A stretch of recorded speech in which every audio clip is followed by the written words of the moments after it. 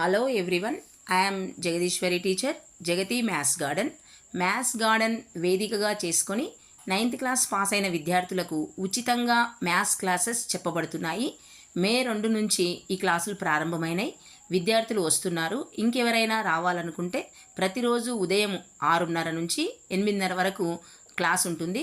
ప్రతిరోజు ఒక 2 గంటలు చదువుకుంటే పోయేదేమీ లేదు, గణిత భయం తప్ప. కాబట్టి విద్యార్థులు మీకోసం మీరు ఇష్టంతో చదవండి. ఇష్టంతో చదివితే ఏదైనా మనం సాధించవచ్చు. కాబట్టి ఈ గణిత తరగతులు ఎవరైనా అవసరం అనుకున్న విద్యార్థులు ఉంటే రావచ్చు.